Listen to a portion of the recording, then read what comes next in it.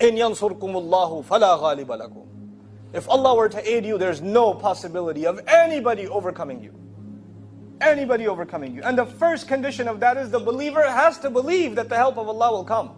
The believer has to be positive. You know, I'll give you a scenario. I'll show you a movie scene, not a real movie. Relax, okay? Astaghfirullah, I'm leaving. No, relax. I'll make up a movie for you. So on the one hand, there's an army, very powerful, millions of soldiers. And on the other hand, there's one guy. And this whole army approaches this, how many guys? One. He doesn't even have a weapon. He doesn't even have a weapon. And he's smiling.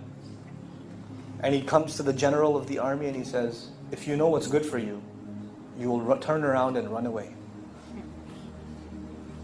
And the entire army is laughing like, this guy. We could crush him with one horse. What's he talking about? Except they don't know that he controls airstrikes. And they're watching him from satellite. And they can drop bombs on the entire army right there. Laser precise. They have no idea. Why is this guy not nervous?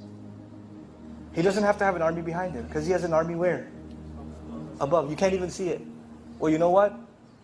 We don't have to have an army behind us. Where's our army? وَمَا يَعْلَمُ جُنُودَ رَبِّكَ إِلَّا هُوَ. Nobody knows the armies of Allah except Him. When you stand by the word of Allah, then the forces of Allah are behind you. وَلِلَّهِ جُنُودُ السَّمَاوَاتِ وَالْأَرْضِ وَكَانَ اللَّهُ عَلِيمًا حَكِيمًا. Why would you think you're alone? That's a matter of iman. That's the kind of belief we're supposed to have. That's how positive we're supposed to be. That we can battle anything. We can withstand any pressure. There's nothing. All of that is nothing to Allah.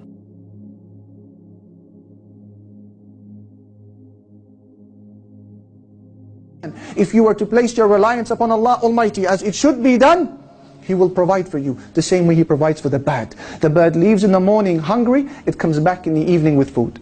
We have never heard of a bird that comes back in the evening hungry. It goes out hungry, it relies upon Allah, Allah feeds it. Rely upon Allah Almighty. And one of the most remarkable stories, ya ikhwani, I have heard with this regards, is a story of a woman who lives in the city of Mansoura in Egypt. A lady who said that I came from a very poor family.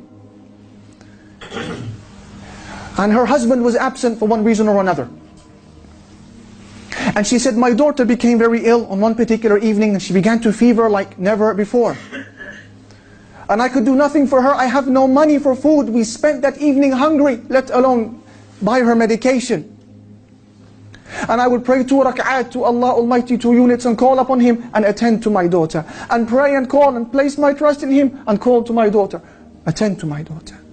And the hours would pass. It was now midnight, 12 o'clock, 1 o'clock in the morning. Then they hear a knock on the door.